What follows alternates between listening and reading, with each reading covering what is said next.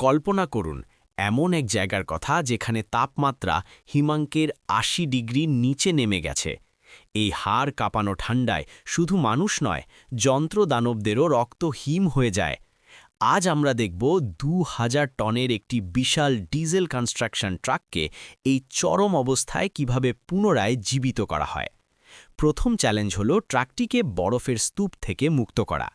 ইঞ্জিনের চারপাশ এবং বিশাল টায়ারগুলোতে কয়েক ইঞ্চি পুরু বরফ জমে পাথরের মতো শক্ত হয়ে আছে। কর্মীরা হাতুড়ি এবং ভারী সরঞ্জাম ব্যবহার করে এই বরফ পরিষ্কার করছেন। এটি কেবল কাজ নয়, এটি টিকে থাকার লড়াই। সাধারণ ডিজেল এই তাপমাত্রায় জেলির মতো ঘন হয়ে যায়, তাই সরাসরি স্টার্ট দেওয়া অসম্ভব। বিশেষ টর্চ এবং স্টিম ব্যবহার করে ইঞ্জিনের গুরুত্বপূর্ণ অংশগুলো গরম করা হচ্ছে।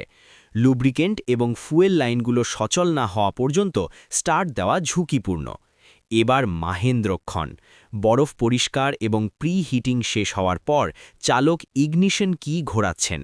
চরম ঠান্ডায় ব্যাটারি এবং স্টার্টার মোটরের উপর প্রচণ্ড চাপ পড়ে। ইঞ্জিনের ভেতর থেকে ভেসে আসছে এক অদ্ভুত যান্ত্রিক গর্জন। সফল। ২০০০ টনের এই দানব জেগে উঠেছে।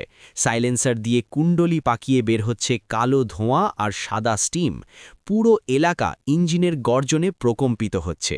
এটি কেবল একটি স্টার্ট নয়, এটি প্রকৃতির চরম প্রতিকূলতার বিরুদ্ধে মানুষের তৈরি যন্ত্রের বিজয়। এই চরম পরিস্থিতিতে কাজ করা মোটেও সহজ নয়। মেকানিক এবং অপারেটরদের অক্লান্ত পরিশ্রমে এই হিম শীতল মরুভূমিতে আবার কর্মচাঞ্চল্য ফিরে এলো। ভিডিওটি ভালো লাগলে লাইক দিন এবং এমন আরও রোমাঞ্চকর ভিডিও দেখতে সাবস্ক্রাইব করুন।